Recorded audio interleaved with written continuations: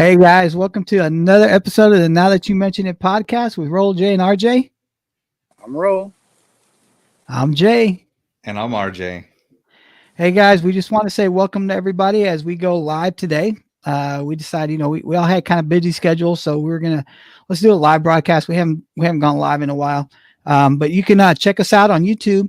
And while you're there, click the like and subscribe button, click that little bell, get notifications when all our new content comes out.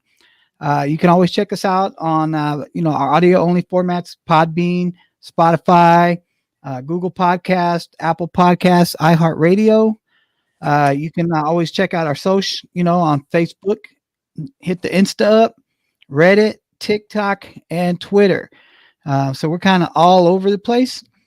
And if, that gets to be too much for you guys can also check us out on our very own Now That You Mention It.org. And while you're there, guys, don't forget, hit that merch button. Head on over to our friends over at 3 Dog Apparel. Get you some Now That You Mention It merch. Get you a nice t-shirt. Finally got mine in. Oh, you did? Yeah, the damn shipping costs almost cost as much as a damn shirt. But I got you guys some more stuff, but unfortunately it's on the cargo ship that's locked up in the Suez Canal. Damn. So in other words, that's kind of crazy, man. That is crazy. So have you guys seen I don't know why, dude. I'm so fascinated by this story. And for the last week, I've just been captivated by the ship that's kind of turned sideways in the Suez Canal. It's crazy because, that canal is so narrow.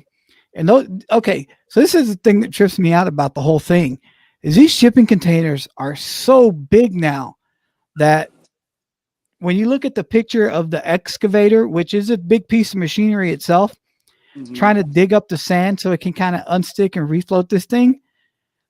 You see the human standing next to the excavator, and the excavator looks huge, but then you show the excavator next to the ship, and it looks like a little Tonka toy. Yep.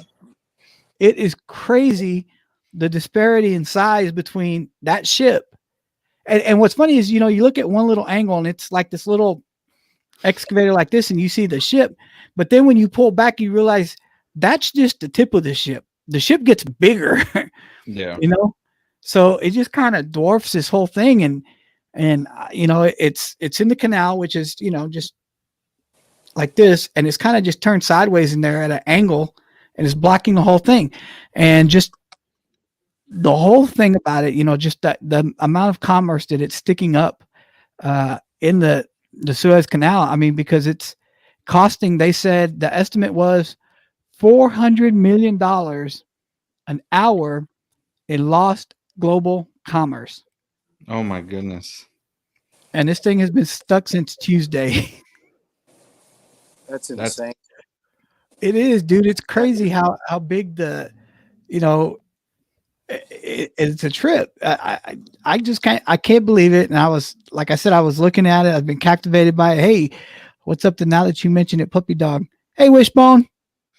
I just wanted to say to Luis, the shirts the polos are available on our merch website. Absolutely, man. And so are our t-shirts, hats. We got hoodies. We got all kinds of stuff on there. There's more coming. Wishbone's got he'll have a Now That You Mention It podcast. No, we won't. Dog collar. Oh, the keychain that's on there can be converted to a dog tag. Damn. So you can get a Wishbone now. Make sure to put Uncle Jay's address in case he gets lost. Oh, you got your Wishbone. Wishbone. That is cold. You can go live with Lady Wishbone. Nah. Yeah. Well, yeah, Lady would like a little friend. She's in my little dog. Well, so what I was I guess I'm gonna ask y'all for a little backstory on that whole canal thing, because I'm aware of it, but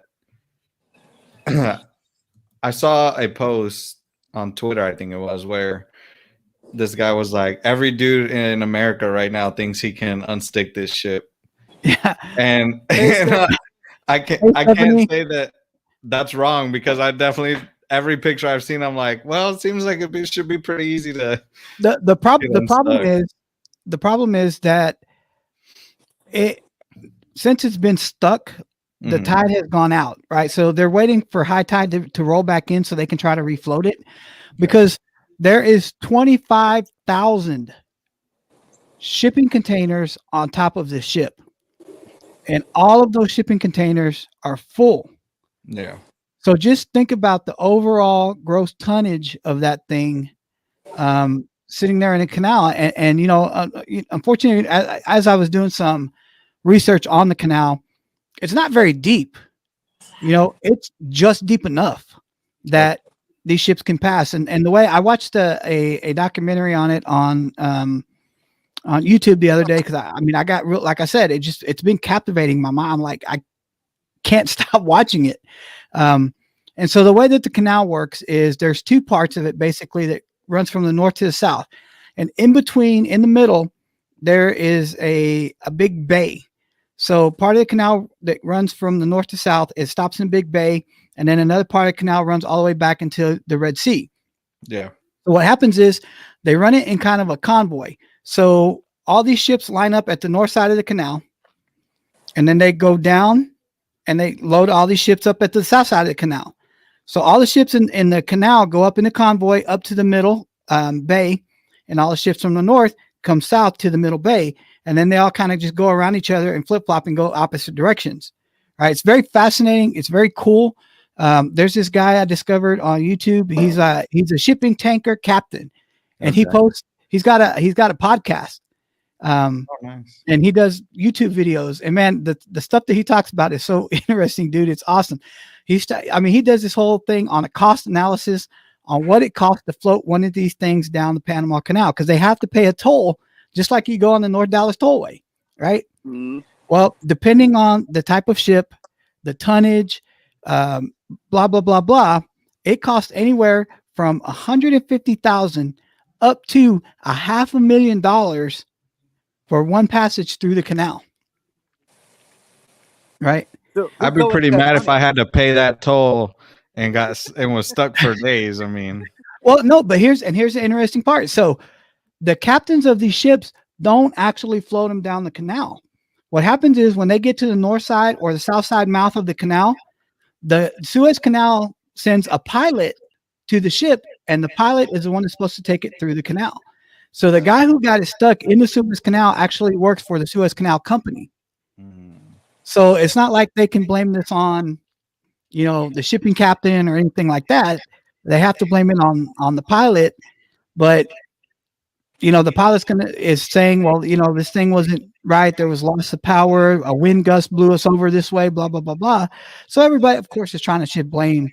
And ultimately, the thing that I discovered is a lot of these ships, they're all masks. Like this ship is owned by a company in Japan, but it's run by a company in China, but it flies under the flag of Panama. And the country whose flag that it flies under is supposed to be responsible for that ship. And the reason why they fly it under the flag of Panama is because not just tax laws, but because there's less regulation, in Panama when it comes to how the ships are rated and blah, blah, blah, blah. So, it's just like a whole web. It's like I said, it's been blowing my mind for a week to just watch this thing just kind of sit there and to watch that guy in the poor excavator, just trying to take sand out to get this thing out of the water. So I'm like you, RJ. I see all the memes, and some guys like, yeah, just tie a Ford F-150 on this side, a Ford F-150 on the other side, and just pull it straight. You guys are idiots, man. This thing weighs God knows how much. It's as long as from stern to bow is as long or higher than Empire State Building. So that's how long this thing is. It's humongous. It's a big piece of machinery. It's kind of glorious at one point and kind of, you know, I would have preferred you use football fields as a unit of measurement. but that's the thing is there's so many. It's basically 14 football fields long. Damn. See Because if you now, think about it, you know, when you yeah. start looking at yards, you know, well, 300 feet in a football 100-yard football field, Mhm. right? This thing is almost 1,500 feet long. So, you know, 5 football fields end to end. 5 football fields. Yeah. I would expect it to be bigger than that. Well, Well, whatever the case, I want the to, thing, you know, before we get into our topic for tonight, I do want to share with our viewing audience. Part of the reason that we did miss filming earlier this week was on Wednesday. We did lay our beloved Aunt Birdie to rest. Unfortunately, she passed away a couple weeks ago. You know, and this will be a topic for us to talk about on another podcast. But I'm always interested in the fact that, you know, we have a relatively large family, and how our family sometimes, you know, sometimes you only come together whenever you have a, oh wow, look at that. Whenever you have, you know, either an event, whether it's a wedding, whether sometimes it's like a high profile birthday, like we used to do for great grandma. Jay, do you remember when we used to yeah. get together for Oh great grandma yeah. birthdays? The Oh, parties that we used to have for her were legendary, man. yeah, especially when she got up into the, you know, to the high 80s and 90s. I mean, almost seemed like almost every year we were doing something really special. Kind of did it a couple times for our grandmother when she got into certain, you know, at certain landmark ages. But yeah, that's part of the reason is, you know, we wanted to send a proper send off to our beloved aunt, and got to see friends and family that unfortunately we don't see on a regular basis. But now back to JJ Ship, since he's fascinated with all these pictures. Dude, I am, man. And hey, you know, love Thea Birdie. She was uh like you said at the funeral, bro, during the eulogy, she was like a second grandma to us. Yeah. And you know, I'm gonna miss hearing her, you know, voice and hearing her, you know, just her talk and things like that. You know, playing cards with her. And look at this, dude. Look at these guys standing next to this excavator, Oh and then damn. look at the excavator next to the ship. How ridiculous is that, man? The size and sheer bulk of that thing. Um, So here's a question. So all the money that these people pay for to go down this canal, who does that money go to? it goes to the company that runs the Suez Canal. That's how they keep the operations. That's how they pay pilots. That's how they pay maintenance. How they pay, because it's not like it's the same. Because okay, so the canal was originally dug in the 1800s, around 1850, and it actually started operation in like 1869 or 1870. So the improvements on it over the years, where they built secondary tributary canals and things like that. Unfortunately, where this part is stuck, there's no way, because in certain parts of the canal, they have a secondary canal that breaks off where you can kind of go around if things were to get stuck, jammed up. Unfortunately, this part is in a part. It's like when you're driving on the highway and the nearest exit is 5 miles up the road and you got concrete on both sides of you and you can't get out. That's the way this is, right? So they can't go anywhere around it. And the only other way to get around this thing is you have to go now from China or Tibet or wherever you're sending stuff to. If you're trying to get it to Europe or United States, you have to go around the tip of Africa, right, in the Cape of Good Hope. So it takes a 15-day journey.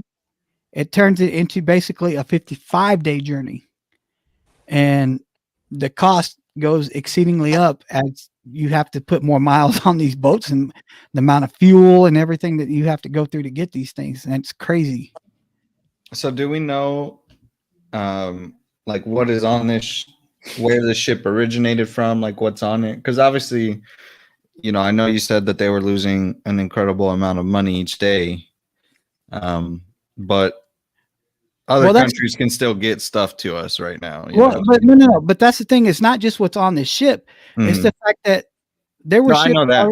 There were already other ships in the bay waiting to cross through. Well, a Yeah, lot of those ships had perishable items on them as well. gotcha. So, a lot of companies are having to weigh the decision of, do we go ahead and sail around the Cape of Good Hope to get from where we're coming, China and Tibet and all these little on the south side of Asia, to go around Africa.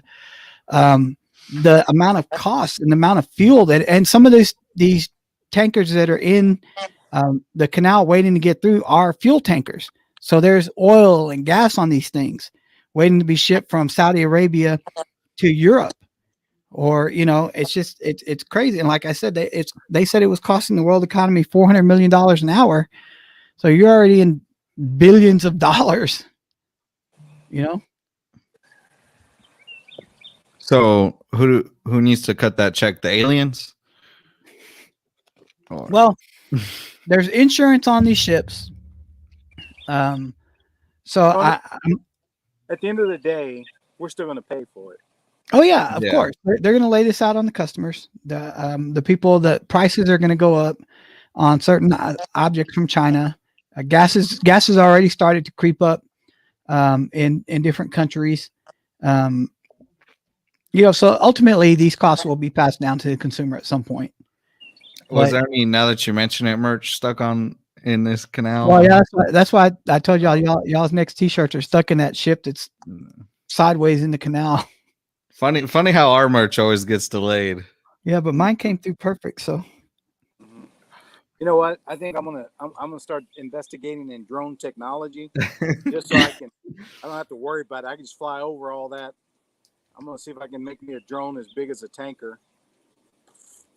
Yeah, good luck with that, Chief. You need to get onto the repulsor technology like Tony Stark. Figure that out. You'll be all right. Actually, what I'm gonna do is I'm gonna buy American. That way I ain't gotta worry about that bullshit. I mean, never mind.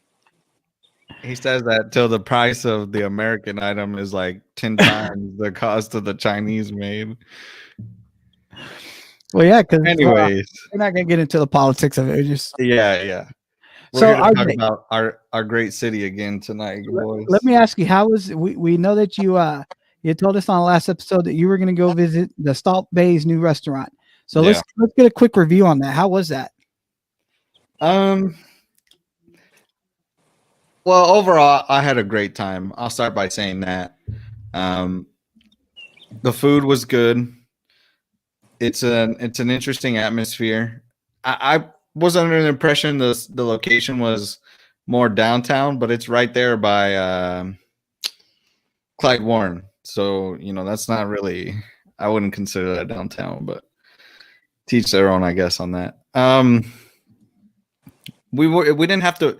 One of the things I've heard from other people who have went is that they had to wait, like, you go make your reservation, right?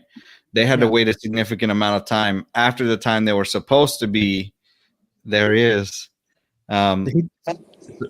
supposed to be seated. So, like, if you had a 7:30 reservation, they weren't getting seated till like 9. Oh wow. Yeah, so that was a concern, but luckily we didn't have to wait too long. We got there, we Ubered there, and then had like one drink at the bar, and then went and sat down.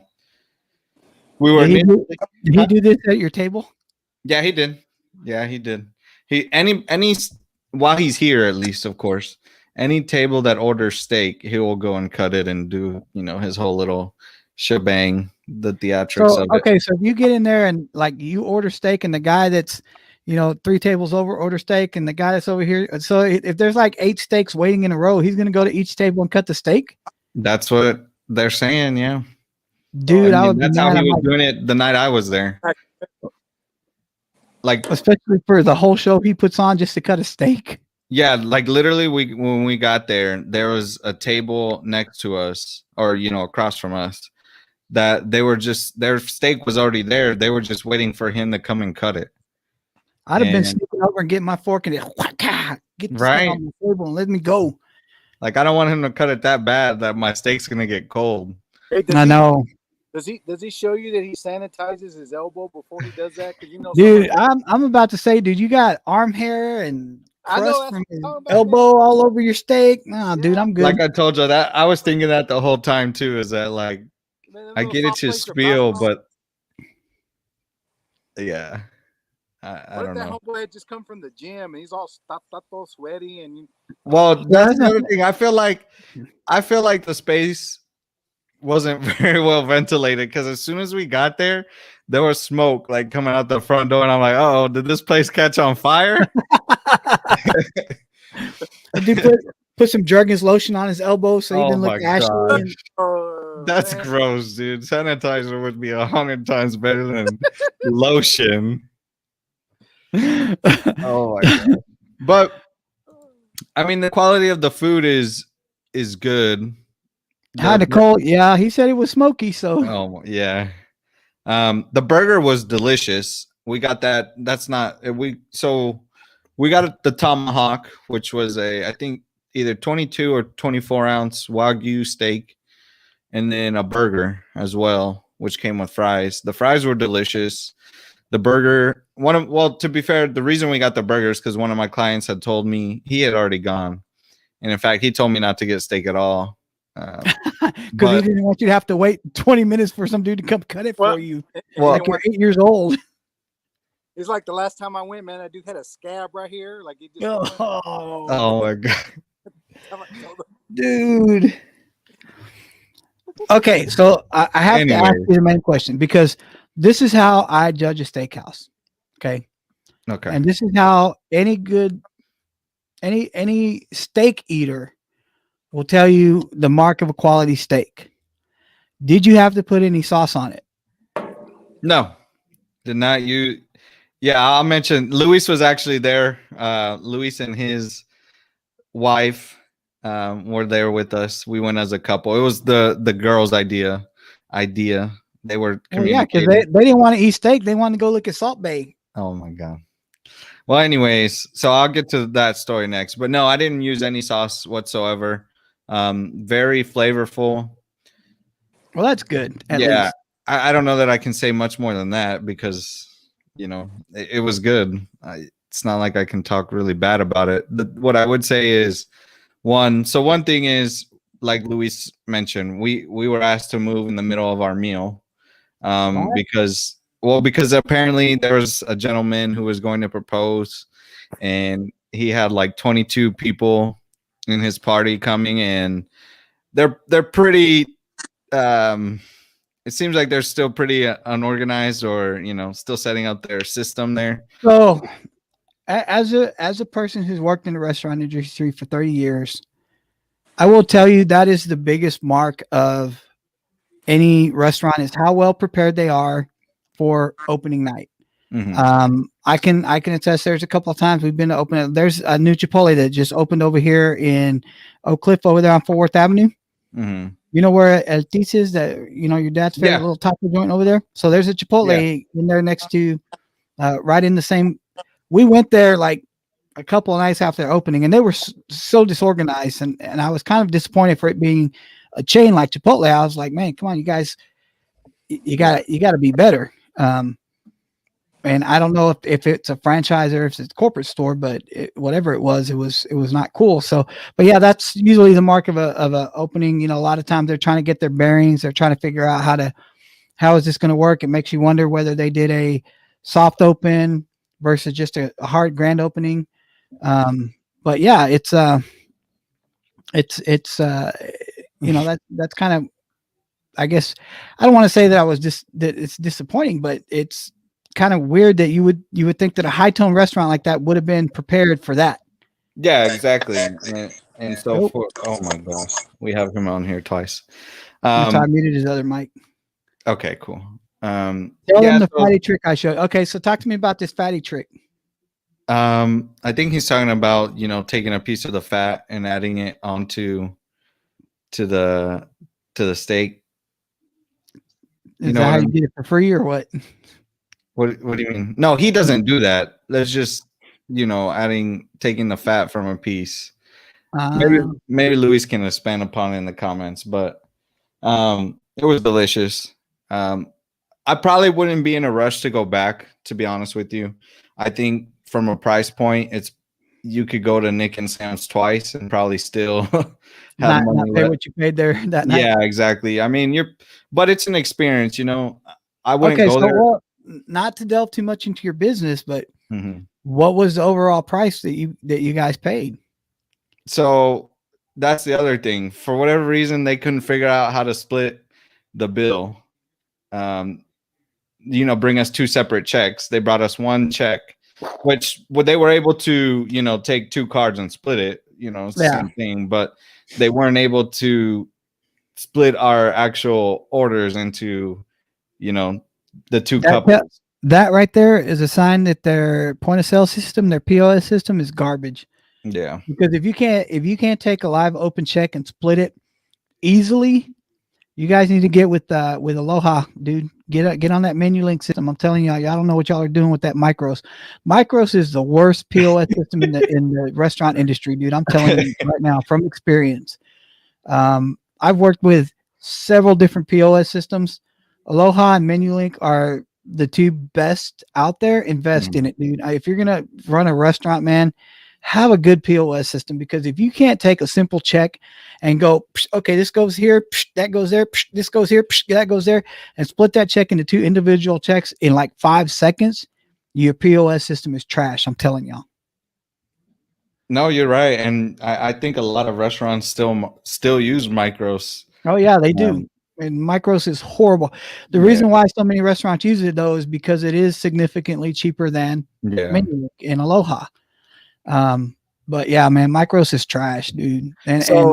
So if you include the drinks that we got at the bar, I think our total tab for 4 people, of course, was over $1,000. Holy shnikes! Yeah. Seriously? Yeah. Not much over 1,000, but still, Man, there's no way. Not for some dude to be putting his hell no, his damn elbow on my salt. Man, no, hell no. Dude, where did you go? You're a blank slate down there. You can't see he me? he had to move to see, Luis put it right there. Yeah. Good God. Okay. There's I could have bought a whole damn cow. You could have bought a side of beef for that, man. And then I next time come to my house. I could do that. I'll learn how to do that right there. I'll charge you $5. Hey, but instead of salt, dude, do pepper flakes, some red pepper flakes. Or what would even be better is if it doesn't touch your elbow at all. Well, I'll even make sure I'll shave my elbow. Sanitize. I'll sanitize right in front of you. He'll get some Purell and just so you know. So, I mean, that's what I was gonna say. It was an experience. I don't think it's something that y'all. I mean, y'all wouldn't go because you're not that I'm a huge Salt Bay fan or anything like that, but it was of course a meme for the last few years. And he's been opening up the restaurants. I could lie and say I went for work, but Well, what's funny is there's very few. I love watching Food Network and food shows, and there's a lot of celebrity, chefs out there. We all know that. I think there's maybe only 2 that I would pay that kind of money to go to their restaurant, and one of them is Gordon Ramsay. I would pay that to go eat at one of Gordon Ramsay's restaurant, especially if he's in the kitchen. I would pay $1,200 to go eat at a Gordon Ramsay restaurant. But man, oh God, $1,200 for a steak.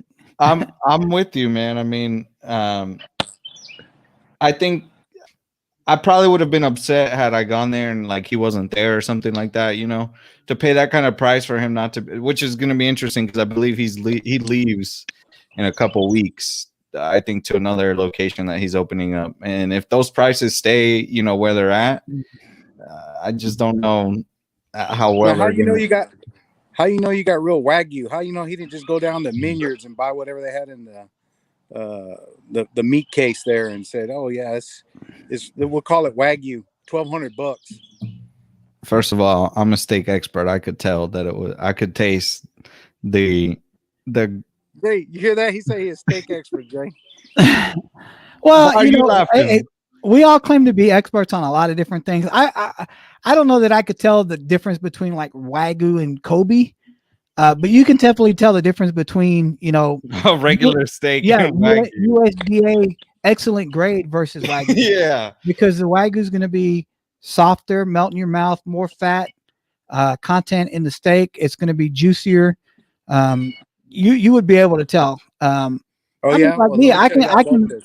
I can sit here and tell y'all, if you can blindfold me, you guys can place 8 bottles of water in front of me, and I can tell you which one is Aquafina. I can tell you which one is yeah, I can tell different brands in bottled water. I could I tell can you which taste one's it. Dasani. That'll Yeah. be the nastiest one. No, Arrowhead, dude. If you've I've ever never had had Arrowhead Arrowhead, water, so. oh god, ugh. I'll And put one more water in a bottle for y'all. Nestle, that I don't like Nestle water, bottled water either.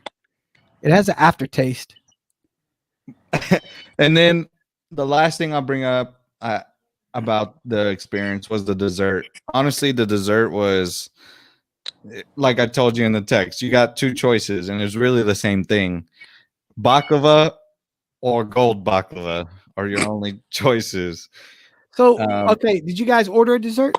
So that's well, I was going to get into that. That kind of ties into the story of us getting moved. So they told us if we moved that they would comp dessert for us, and we looked at the dessert menu and we're like, well, can y'all comp something else? Because our plan was we were going to go to another spot over there and not too far and get dessert there, but they would only comp dessert for whatever reason. Well, They couldn't even comp a drink for y'all. Exactly. Yeah. Oh, God. So they got some feedback from my former concierge wife. Oh damn. Yeah. And that's the thing about being a concierge. You know some people. You Yeah. know, and you know where to hit them where it hurts. So okay, so did you guys try the desserts? Yeah. So we, like I said, they sent after, they pretty much said, well, all we could do is dessert. We got it.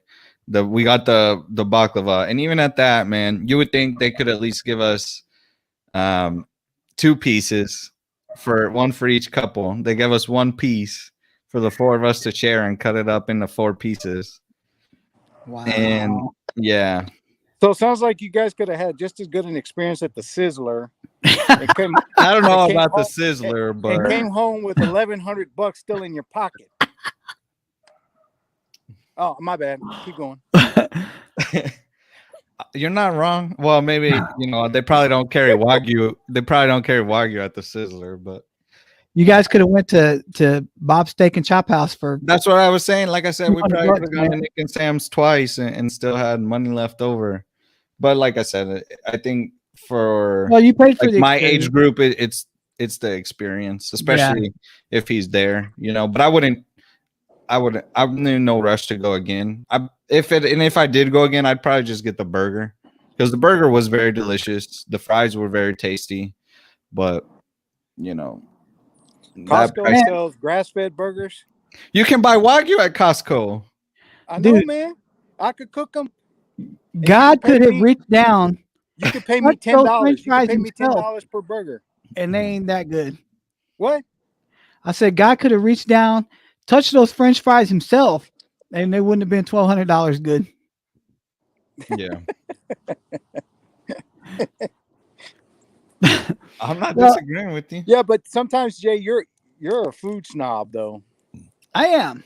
I won't deny that. I am a food snob. I look. Like I said, a lot of people who know me know I've spent a lot of years in the restaurant industry.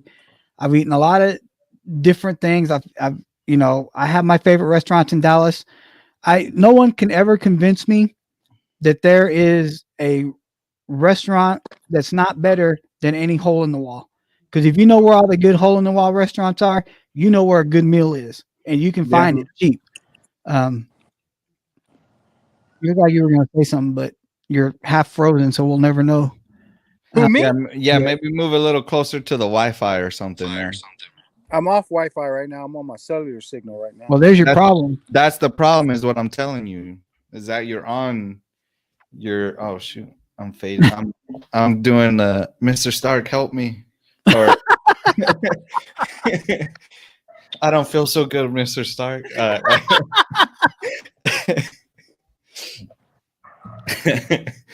Oh my god. You got jokes, huh? No, I was talking about me, because when I leaned back, my shirt was like doing the black and white, like how they did in the movie. That was funny. Anyways, Oh, so well, that's kind of going to kind of lead us into our topic for tonight. Yeah. Several might not give a shit about my review. A couple of months ago, we did a part 1 on Dallas. Some of our favorite places to go, things to do, and we went about it as if a person were stepping off the airport at DFW and you were their Uber driver, and they asked you, "Where is your favorite place for blah?" Where would you go? What would you do? So we kind of we had so much feedback on that episode, and we kind of left it unfinished. There was still a lot to talk about. Yeah. And one of the things that we never really touched on were restaurants and places to eat and things like that. So let's talk about our at least 5 favorite restaurants in Dallas, and we can kind of go around robin. We'll go one each to the next one. But let's start with Roland. Where is one of your top 5 favorite restaurants, bro? If he can get good enough signal. Can y'all hear me? Yeah, we can hear you. Can you hear me now? The problem has never been hearing you. So, Jay, we a few minutes ago when we were talking about all this, we talked about different types of food. Yeah. Different types of. So, I think part of me really likes to break. Well, part of what it goes through my mind is when we're talking about 5 places you need to eat. Yeah. I kind of break it down into, kind of iconic places maybe versus, I'm hungry. There's a great place to go eat.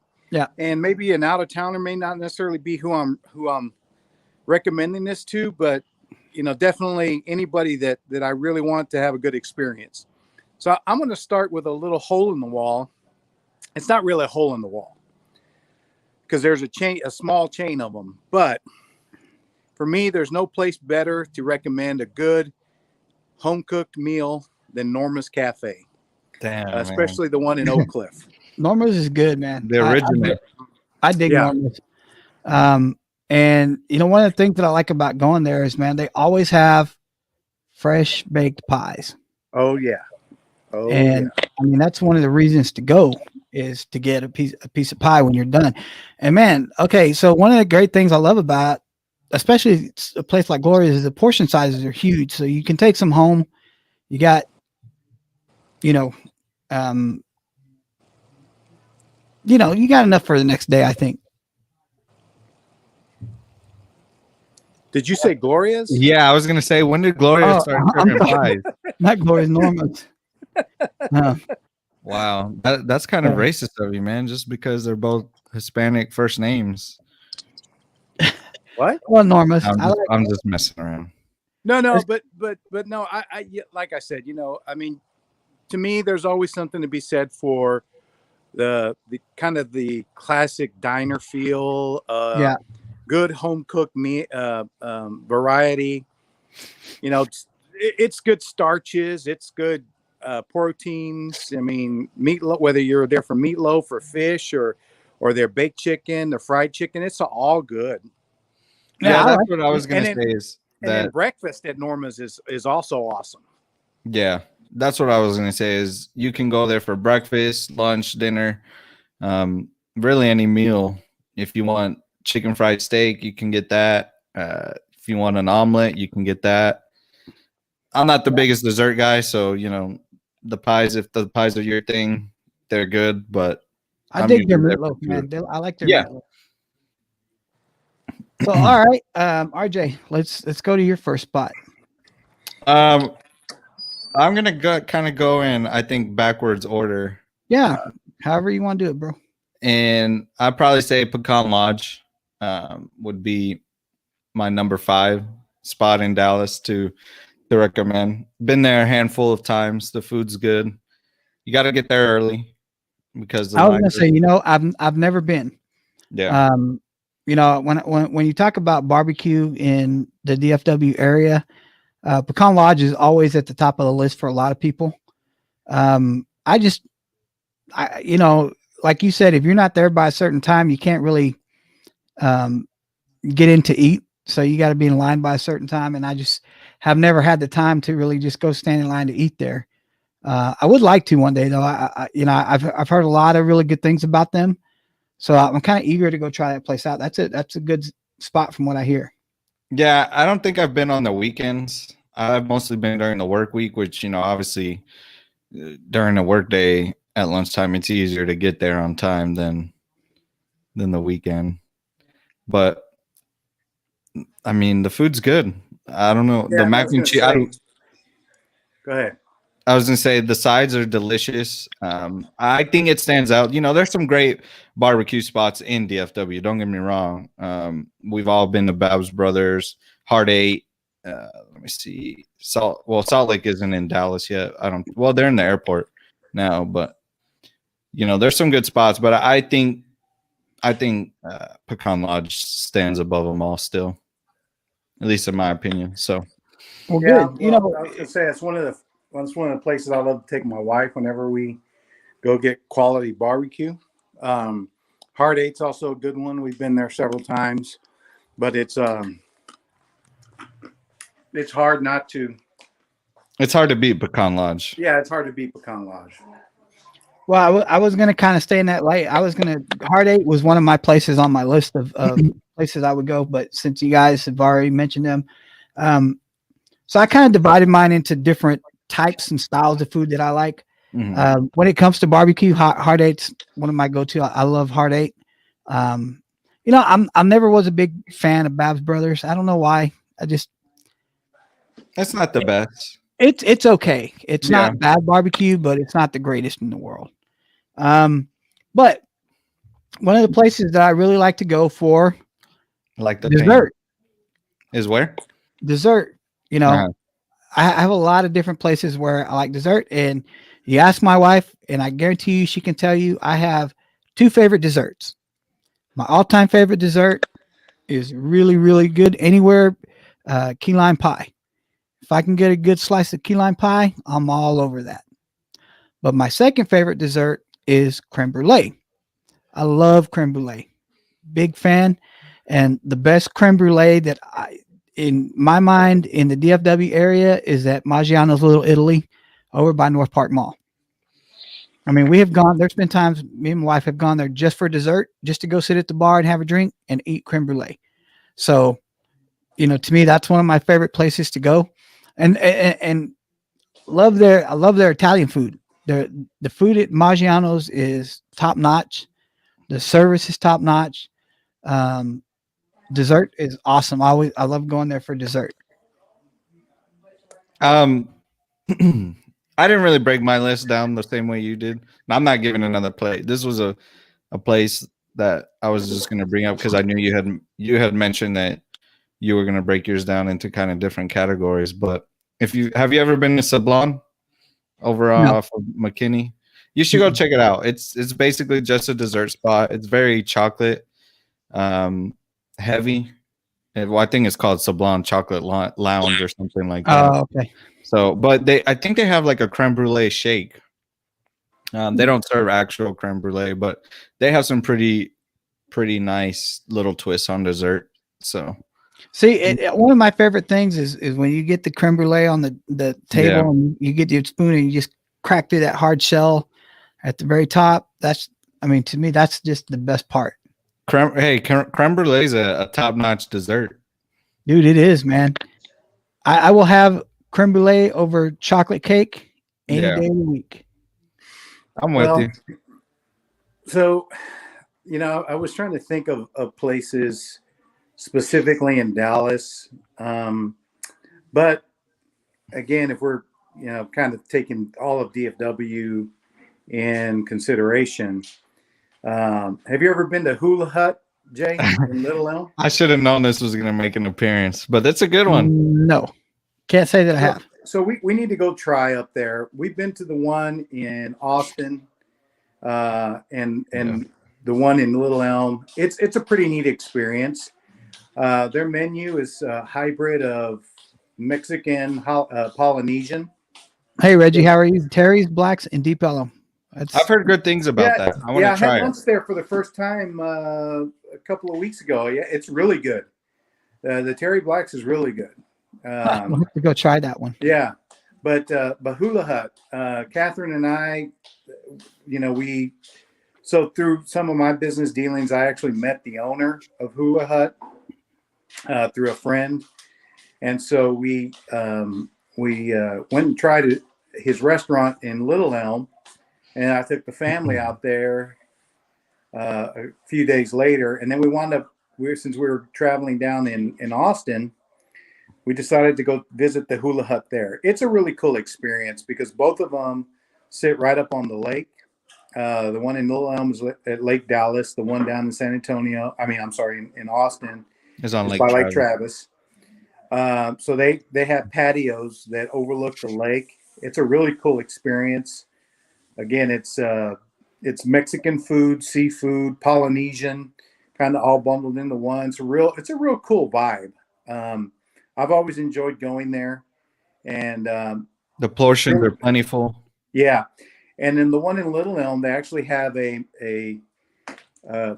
volcano that can erupt on command. So the manager has a little app on their phone, and they can make the volcano erupt. I say a volcano, not like a real volcano. Yeah. So No, what it of is, but what it is it's got a steam feature, so it makes it look like the volcano's erupting, but it's really just shooting steam and water. But it's a really cool scene. Well, that is kind of cool. I might go just for that. Yeah. Little Elm's a little out of the way, Yeah, that's the only problem. Yeah, and so you need to make sure that when you go, you're not going to go at peak dinner hours, because otherwise you're going to be waiting for a while. My wife will tell you I'm not a fan of waiting for. Well, I'm not either. So that's why whenever we try to go out there, we try to plan ahead and give ourselves some time so that we can get there when it's not really peak lunch or dinner hours. We try to go sometime in between. Yeah. But it's really cool. And, during the summer, if you're going to sit out on the patio, though, make sure you got plenty of sit under one of the palapas that got some shade, because I'm telling you, it can get pretty hot. Yeah. Sitting out underneath on the patio. All right. Good call. Let's, RJ, what's next on your list? Next is going to be, so I'm going to start by saying, I'm going to make a prediction that most of you two. I like the recommendation, Reggie. Yeah, I've eaten at the charcoal broiler. I love charcoal broiler too. I do too. I feel like some of like I said, just a prediction, so I could be wrong, but I feel like some of the things that are going to be on y'all's list are going to. Hey, Dad, are you doing a virtual? Yeah, he's doing a virtual house tour. Yeah. Oh, okay. Yeah. Just wanted to check. Go ahead and check Zillow for all of you watching out there looking for a house. No. Don't check this Zillow. will be posted on it. No, I'm just kidding. This won't be posted on Zillow. Nope. So I feel like some of the places you guys are going to choose are going to be more, a little older, maybe. Older. Like, more established, staples, Yeah. Not as uppity. Whereas I think my list, I know my list is going to be, for the most part, pretty uppity. Very yuppie, if you will. So my next one is going to be Bouillon, Dallas. It's in downtown on Record Street. Not sure if you guys have been there. Probably not. If I had to take No. a guess, it's like French cuisine. I think when we went, I had either duck or rabbit, and it was tasty. Very delicious. It's got a really great view of downtown. Very neat little building that it's in. Huh. So I Yeah, recommend it. I've never And heard of that one. Bouillon Dallas. yeah, like a gold bouillon, you Yeah. know, not like the bouillon seasoning. But yeah, I would say if you get a chance, you know, check it out. It's French cuisine. I'm not. So Yeah, what was the atmosphere like? Is it like casual? Is it like this someplace you want to have a nice shirt on? yeah. I mean, I dressed up for it. I think everyone pretty much was dressed up. It's not a casual spot in my opinion. Hmm. You can, but you know, they do serve food at the bar, so you know, I'm sure if you were in the area and just wanted to pop in and eat at the bar, you could do that too. Reddy says, "What are you, Elmer Fudd, duck or rabbit?" It's rabbit season. It's duck season. I have a very broad what do you call Palate. palate? Yeah, I like to try a lot of new different types of foods. So, Well, when you eat mud as much as you did as a kid, it doesn't really matter now, does oh it? my god, All right. Well, for me, guys, my taqueria around Dallas, there are I kind of was kind of tied on a couple things. When it comes to Let me breakfast guess. tacos, Let me guess. Let me guess. go ahead. Taco Bell. damn. Hold on. If I was there, I'd smack you for real. Burguesa Burger breakfast tacos. Oh No. my god. No, actually, we just, a friend of mine put us onto a new spot over here in West Dallas for breakfast. It's a place called Carmen's. That's one of them on my list. Man, breakfast tacos over there are legit, man. I'm telling you, good tortilla, good flour tortillas. The tacos are packed. They taste good. It's a really family, homey atmosphere when you go in there. It seems like it's a whole family running the place. On weekends, they got a little kid that comes up to the table. You want more coffee? You want more of this, more of that? That little kid is hustling, man, and he's like 10. But that's my spot when it comes to breakfast tacos. But for all around, just quick, legit, hole in the wall. You want to just go grab some tacos at any time of the day. They're open 24 hours. Is Caesar's Tacos over on Davis. Dude, I love Caesar. Hell no. Hell yeah, dude. Did you just I say would- Caesar's tacos? I Yes, sure you did. did. You just lost So- all credibility with me, bro. No, You- there's you just- two Caesar's Tacos on Davis. Make sure you go to the one that's over by Jack in the Box. That one right there. The other one, I'm not too sure about because I don't ever eat that. I don't go to that one. But dude, look, when it's 9:30 at night, you've had a few beers in you. You want some taqueria tacos, some good ones, some quick. Caesar's is legit for me, dude. I like Caesar's tacos. Man, Let me zoom in on my face so you can see the disdain. Dude, okay, so you can go somewhere uppity like La Ventana no, over no. there. No, hell Um, no. La Ventana is overrated in my opinion. To be honest with you. Look, I would the tacos at LCI over there on Davis are legit too, but there's no seating. You gotta stand in line because there usually is a line at that place. Yeah. But dude, look, there ain't nothing wrong with Caesars. I'm telling y'all, you guys Look, probably we're have not saying that we're above Caesars. No. It's just no, but no. I'm not saying that you're saying that you're above Caesars, but what you're saying is the food is not good, and I'm disagreeing with you 100%, dude. I like the tacos over there. No. All Especially I'm saying is the I gotta be on picadillo life tacos. support before I eat tacos from Cesar. yeah, I'm kind of with you. I mean, I'm gonna be at in that same scenario you just gave. I'm gonna be at Fitos or Paisanitas on Davis, not at Caesar's Tacos or Cesar's Tacos. Dude, I don't know. I mean, don't get me wrong. Don't get me wrong. Don't get me wrong. Don't get me wrong. Cesar tacos are good because I have eaten there, a handful of times before. I'm just surprised they made your, like top recommended places you would go, because I mean, again, I just don't see you recommending Cesar's above any number of other taquerias that you could go to. And I know you qualified LCI, because LCI to me is the one of the best quality tacos you can get, but it's not necessarily a great It's not user eating. friendly. Yeah, Yeah, it's not. that's It's fair. not, because you're going to be waiting, and so I'm down with you on that. I don't disagree with you at all. But in the grand scheme of getting tacos in Oak Cliff, Cesar's Tacos just it's not in the top 5 for me. I would recommend it. I love Caesars, dude. That's hey, Well, hey, we can Well, debate I'm tacos taking all night, but yeah. I'm taking back your food critic No, card. you're not. You Damn. can't, brother. You're on suspension right now. I think I'll redeem myself when I get to the steak portion of my list. he's probably gonna recommend Salt Bay. No. Not after what you just told me. All right, bro. Well, you're up next. Let's hear your Your next turn what's next again. on your list. Well, so I like eating.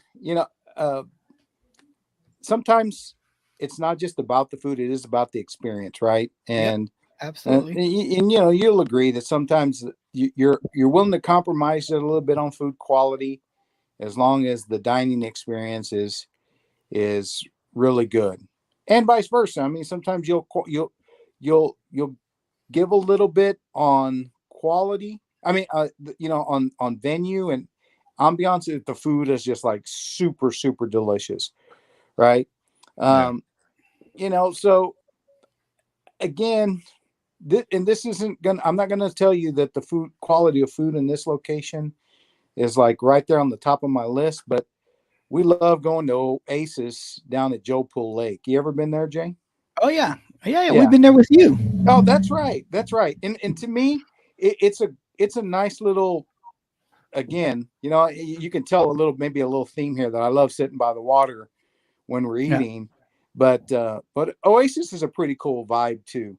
Yeah, I like You know, Oasis. yeah, and it's good fried food. I mean, fries and hush puppies, and you can get fried alligator, calamari, catfish. They got burgers and other things too.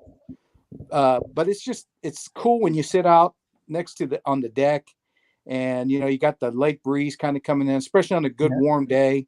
It's a really fun place to go.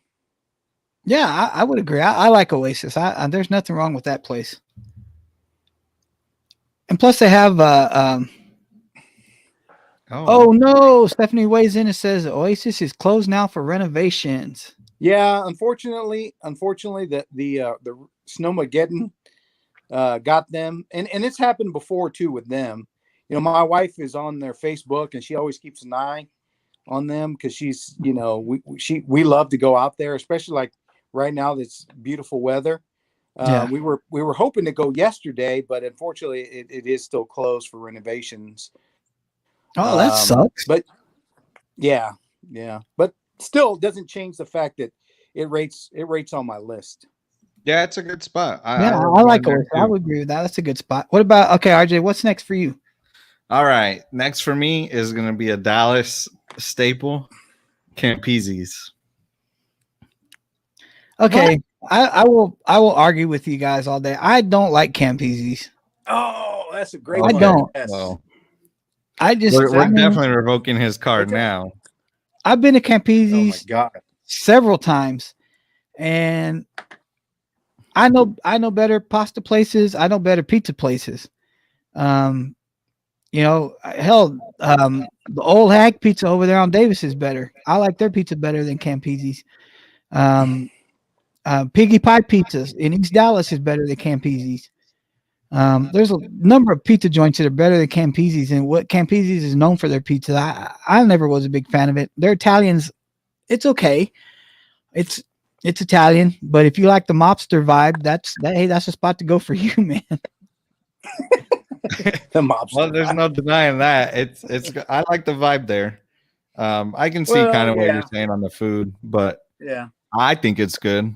I'm not going to sit here and say, they're the best Italian or pizza spot in Dallas, but I think when you couple that with the ambiance and the atmosphere, it's a Dallas staple Yeah. to a lot of people. It is. No, hey, Campese's has been around forever.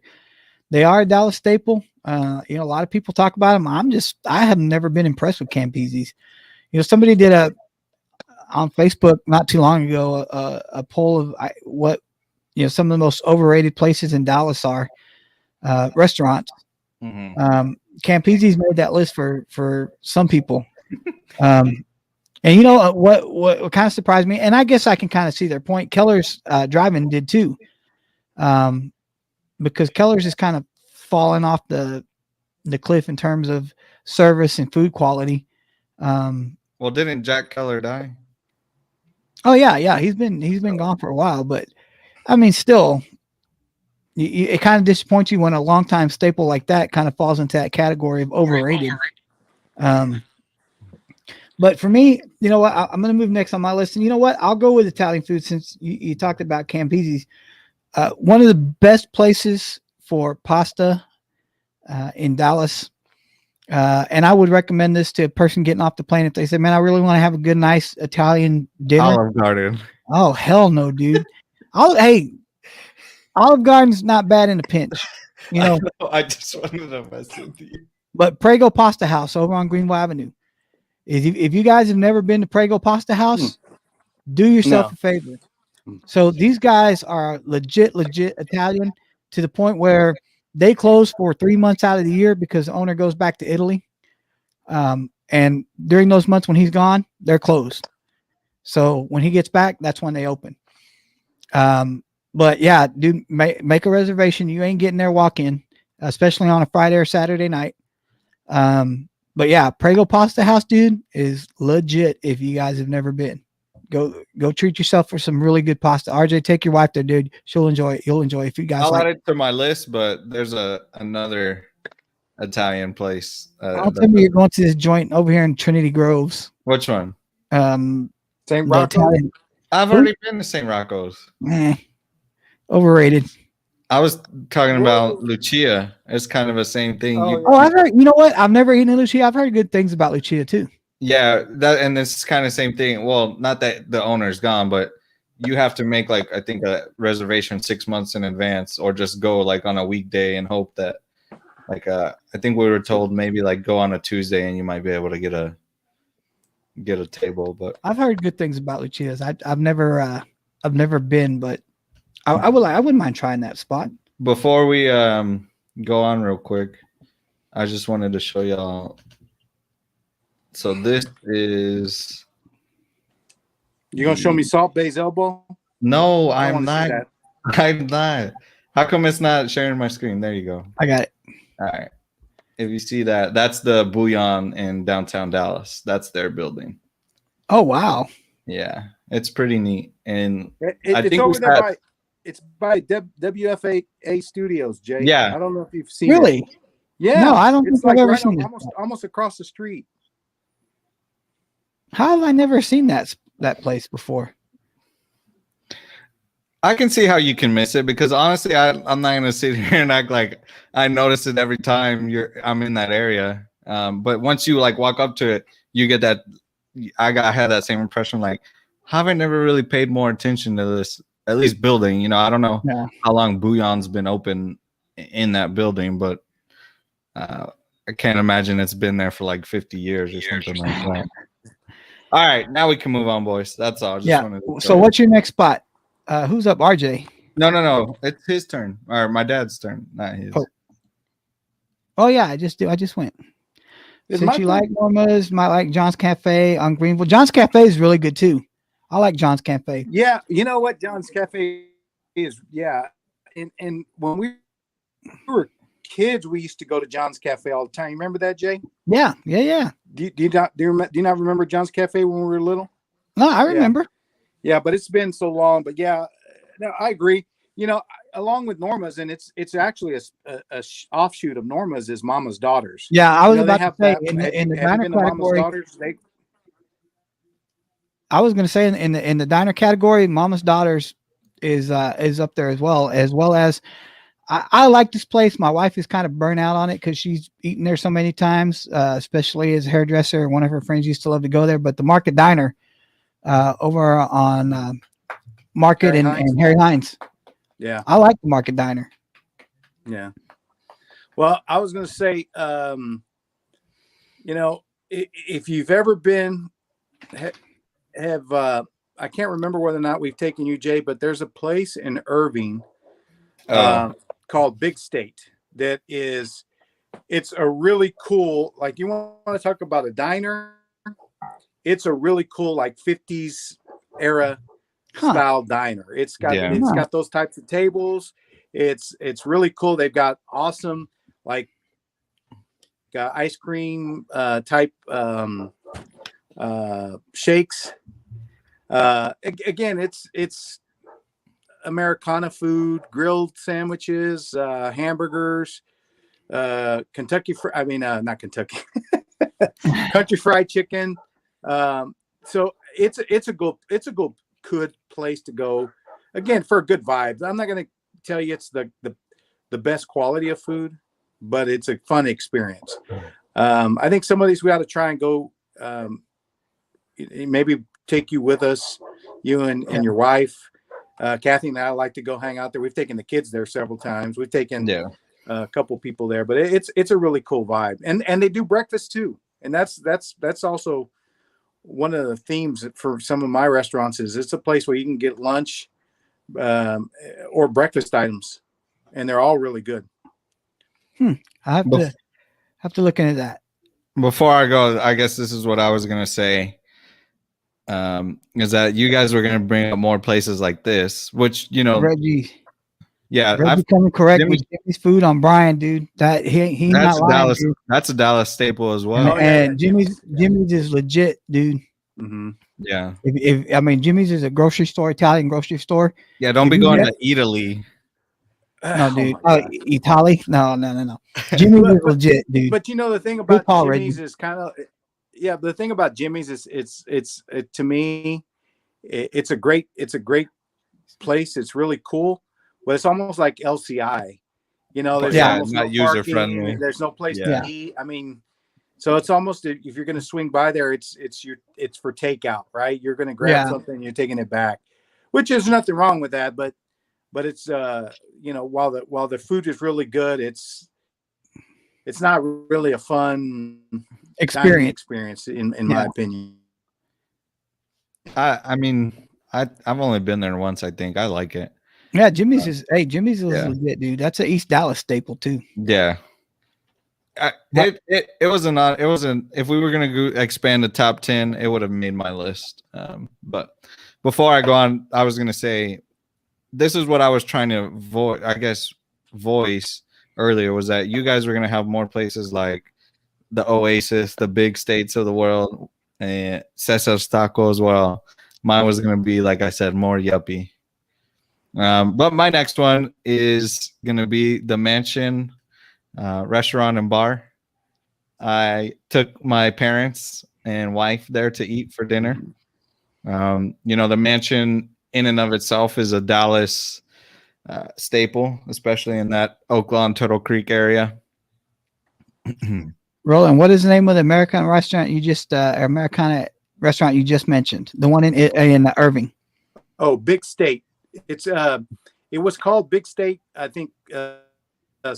Fountain, but it's called Big State, and it's kind of like on Main Street in Irving. It's in like the older part of Irving, right off of Irving Boulevard. Irving Boulevard splits when you get over there by where the municipal building is and everything. Mm-hmm. It's over in that area right there. Gotcha. All right, so tell us about the Mansion, RJ. So the Mansion, it was built by, I think her first name's Carolyn Hunt, of the Hunt family. She also built the Crescent, both great, in my opinion, both Dallas staples. The Mansion is a little more hidden than the Crescent. you've got to get deep into the heart of Turtle Creek, Oaklawn area, but it's you can't miss it. It's got like a orange, pink, reddish type color. But it's a hotel as well as they have their own restaurant and bar. Um, like I said, I had the pleasure of taking my wife and parents there, and one of the things they're really known for was their mansion tortilla soup. I think it's delicious. It's the bar has a. We didn't go to the bar that night, but we sat near it, and it's got characteristic. It's very. It's not one of these new uh, bars that's very. It's kind of like camp. It kind of gives you somewhat Campese's vibes. That Hmm. kind of has that dark feel to it. Right. Um, some people say it's haunted. Uh, A haunted mansion. Ha obviously, ha ha. obviously that can't be proven. Oh my god! But food's good. It's kind of like American cuisine, really. Steak, things like that. They've got some, European influence, but I think it's a great place to go check out. And they just actually remodeled the hotel and the whole lobby. They were in the middle of it when we went to go eat there. We got to see some of the new rooms and stuff like that. So I think it's done by now, I believe. So it's worth a nice dinner or lunch. Walk the hotel grounds. Yeah, I need to check that out. That actually sounds pretty decent. I might take my wife there for a nice date. We need a good date night spot. Good. Let me know what you think when y'all go. Yeah, absolutely. So my next spot, I kind of had two spots for when it comes to patios where I like to go hang out and have a nice beer or a nice drink.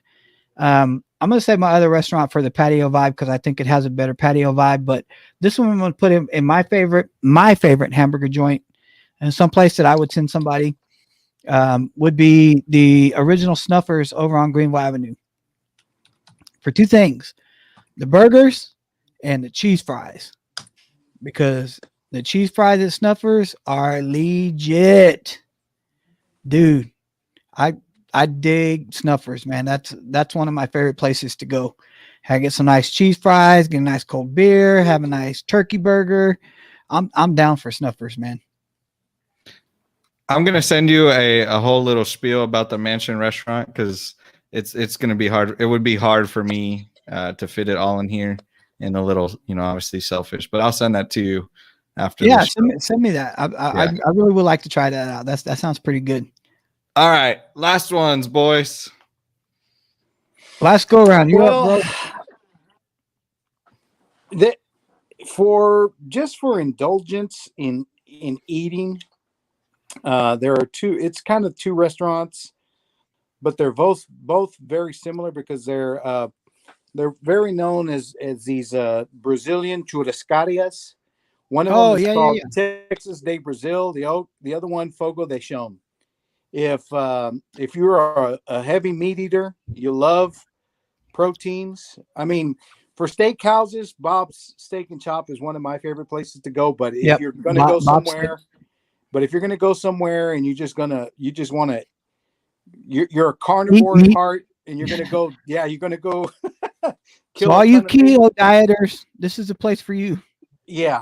And so for those of you that never been there, it's a pretty cool experience. Yeah, So I like the those way kind of this places. works is they will bring you, you order starches or veggies for the table. So you'll get, whatever mashed potatoes or green beans or whatever you want to order. But then you have servers that constantly come around and they're bringing you all different kinds of cuts of meat. Yeah, on like a sword or a Veal, yeah, steak on or something. skewers, on these huge Yeah, there you go. skewers, Skewers. these huge skewers, and so and they can tell you by the placement on that skewer, the the uh, cooked, whether it's cooked more thorough, whether it's a medium rare, well done, and so you also get a card that goes on your table, and the card is or for each person that's eating, and it's got a red and a green. And so long as yours is on the green, they're going to, as they come around, they're going to continue to bring you more and more meat options. And then when you kind of had your fill or you need to take a break, you flip it over to red and they'll skip you. So when you start to get the meat sweats, you got to start patting your big forehead down because you're breathing heavy. You feel the arteries clogging. That's right. But if Flip you're the going to card. go there, you're going to go there, make sure you're hungry because you want to get your money's worth. It's not a cheap experience. No. But man, you can eat very well if you're hungry. Hey, it's not cheap, but for reference, It's not $1,200. yeah, well, that's exactly what I was gonna say. I took my dad, I took my whole family. I think did Anna go with us, Dad? To where? When I took out a Fogo that one time. I can't remember if Anna went. I don't think she was there. Well, either way, even if she didn't go, it was the five of us, at least the five of us, and our bill was, I think, after tip, like 400. Yeah, I was going to say about a third of what he paid for. Yeah. So for some guy to flip some salt off his forearm with a scab on it and lotion. Why do you keep having to bring up the scab, man? And the lotion. Yeah. No, you brought up the lotion. That was all you. I brought it up one time. This dude keeps dwelling on it. He does that. He keeps trying to make like the salt thing more as nasty as it can be. Anyways. All right, RJ, one more from you. So I don't think it shouldn't be any surprise. First, CC's Pizza? Hell no. First of all, if I was gonna pick pizza as my category for best place in Dallas, I would have picked DeLuca Gaucho. Have you been there, Uncle Jay? No, I'm gonna say no. It's like Fogo de Chao, but pizza style. Where's this at? It's on Oaklawn. It's like right there by Oaklawn and 35. Did we go there for lunch that one time? Yeah. Remember? So like bring different pizzas over to the table? Yeah, like they have like Mexican elote pizza, all different types of pizza, man. Yeah, like not like it's not like pepperoni and beef. It's like you know, like I said, Mexican elote, and then they have dessert pizzas too, like Nutella, things like that. So we got a trick up pizza. I don't get. Okay, whatever. Anyway, all right. What's your next spot then? Nick and Sam's. I can't really say enough great things about this place. I think it's got a great vibe as well. Way cheaper than Salt Bay. So if you're looking for a good good steakhouse in Dallas when you're here, this would be my number one. Scabs and lotion on the elbow. Oh my God. You're going to be hearing about that for like 3 weeks, RJ. That's fine. I did it for the podcast. You know, one of us had to go. One of us had to bite the bullet. Yeah, exactly. But no, Nick and Sam's, I mean, very well priced. Always in the top rankings of Dallas steakhouses. I think the ambiance is great. The service is great. It's not just steaks either. They have a good seafood menu as well. The only downside is they don't really list their prices on their menu, but you'll still be in good shape if you got Nusret money. You'll save some coin, don't worry. And their desserts are off the chain. We went there for my birthday a few years ago, and it was complimentary since it was my birthday, but not the dessert, but they brought me a little cotton candy. Not that I'm a huge cotton candy, person. I have a wide palate, like I said, but just little touches like that, right? That really make the experience memorable.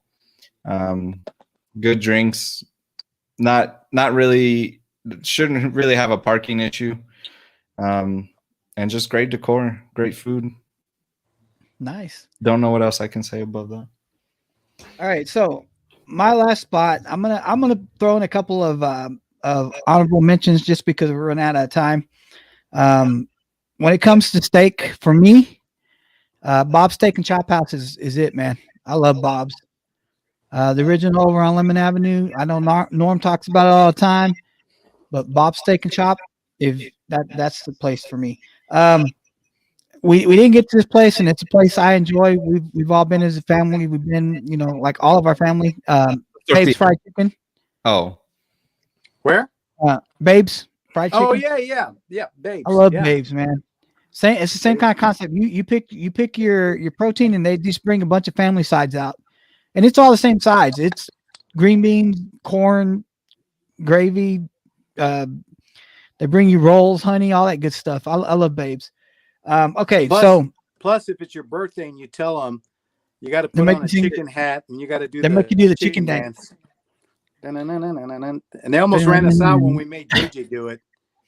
They were like, "Nah, hell no! You're making our other guests sick." So not only that, I think they were saying the structure couldn't support his dancing around. I hate both of y'all. I really do. you love us. You Oh. love All us. right, so my final spot is my go-to patio when it's nice out. I love the chips and queso there. The drinks are always good. The food, I always seem to get the same thing, so I can't really speak too much on a lot of the other stuff. And it's a very interesting story how this place got started. But that's Gloria's over in Oak Cliff. I love eating out on their patio. They have an awesome patio scene. Get a nice, vodka and cranberry, some chips and queso, and I'm good, man. I love Gloria's, and it is a Salvadorian Tex-Mex place. So they do some Tex-Mex, but they also do Salvadorian food. If you've never been, it's awesome. The Gloria's got started attached to some, it was like a laundromat. Before they kind of glammed up to become Gloria's that they are. Well, actually, they were in a freestanding building just down the street.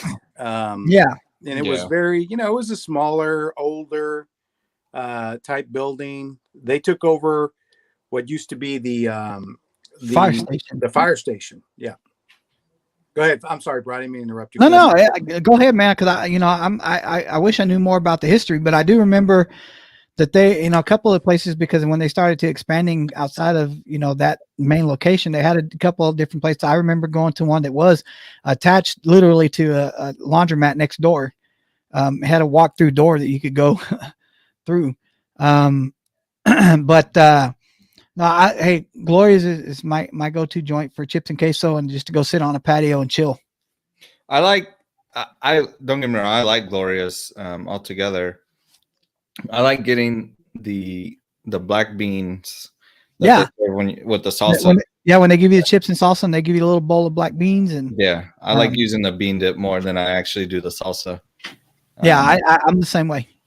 I'll eat the black beans to the point where I'm like, hey, can I get a little bit more of the black bean? Hey, and it's not a bad brunch spot either. I don't know if either of you have been there for brunch, but they got a pretty good brunch menu. Yeah, so Stephanie's pointing out that there's a Gloria's in Arlington at the Highlands, but Gloria's has really expanded quite a bit. They've got several restaurants all over They're now. in Addison, probably Houston, Frisco. They're in Uptown. There's one on Lemon. There's actually two on Lemon Avenue. One in the corner of Lemon and McKinney, and one further up Lemon over by the airport. Up Lemon and but they all got started. They started there in Oak Cliff. Obviously good quality food, good service, and you're absolutely right, Jay. When you're talking about patio scenes, the location in Oak Cliff is, I don't think there's anything better than that patio scene. It's really cool, particularly if you're a huge fan of the Bishop Arts area. They're right in the heart of the zone. And it's It's always a good meal. It's a good time, good hangout. And the great thing about it, that I love going there, is you don't have to worry about parking because they only do valet. Yeah. So like Yeah. you're gonna pull up, and the valet is cheap. It's not, you're not paying $20 to valet park. It's like $5. That's all they're asking for. So I don't ever have to worry about parking when I'm going to Glory, trying to find a parking space. Oh my God, I just pull up, valet, done, in. Well, guys, I mean, we're coming up on an hour and a half. This has been fun. This is a good episode. I like it. It was a really good episode. And I'm sure we left out a number of other quality places that we definitely like to spend time at. But we definitely want to thank, let's see, Reggie and Stephanie, Louise, absolutely, all those guys for popping on. We really appreciate you guys chiming Nicole in. Yep. Well, you got the whole list there, bro. Yeah. I'm trying to make sure we didn't miss anybody. Louise, Nicole, Stephanie, and Reggie. Yeah, absolutely, man. Thanks for the support. Thanks for chiming in. And I think we had more people watching than that, so we'll shout those people out too. Well, I know my wife was, so I'm going to shout out to my wife. Hey, baby. Mine too. 30 years. Anyway, my wife doesn't like me that much, so.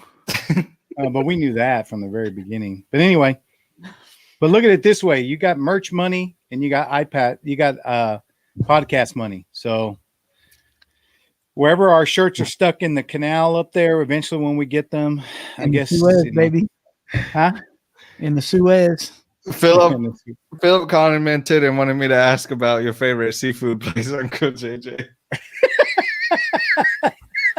Okay, so my favorite seafood place in Dallas is none of them. I don't do seafood, folks. That reminds me. You know what? We didn't throw a little love to Seafood Shack. We went the other night after Birdie's Rosary, and we had a good time there. It was fun. Got to go with our sisters and our brothers and hang out for a little bit. Had a good time. Also, shout out to. Of course, JJ stuck me with the bill, even though he got the podcast money. But what else? See, I perfected the art of sneaking out on a bill with my brother. Yes, you have. I bet you have. It's always the same thing. He goes, "Oh man, I forgot my wallet in the car. Be right back. I'm gonna go get it." Never comes back. Never comes back. I should have done that. I should have done that at Nusrat. What's funny is a lot of times when I'm walking out and the waitress is just walking the other way, I'm like, "Hey, he's taking care of the bill. Go get him." Damn. All right. Well, folks. I also want to shout out Dallas Tamale Cafe and LT Taqueria in Oak Cliff.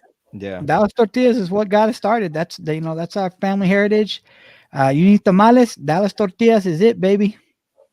Hey man, don't tell me they're sending you advertising money too, and you ain't cutting us in on that. Dude, I perfected the art of cutting you guys out on a bunch of stuff. Damn. I got all right.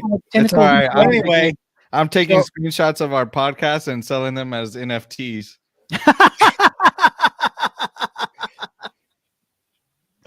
Oh my gosh! All right, guys. Well, again, hold on. Thank you. No. The first one that's going for sale. You had your time to talk. Hold on. The first one that's going for sale will be the moment of the great Olivia Newton-John. That'll be the first. I'm setting the starting price at $1,000. $1 million. So anyway, we want to thank you guys for giving us your time. We usually drop these things on Saturday and Sunday, but we record them on Wednesday.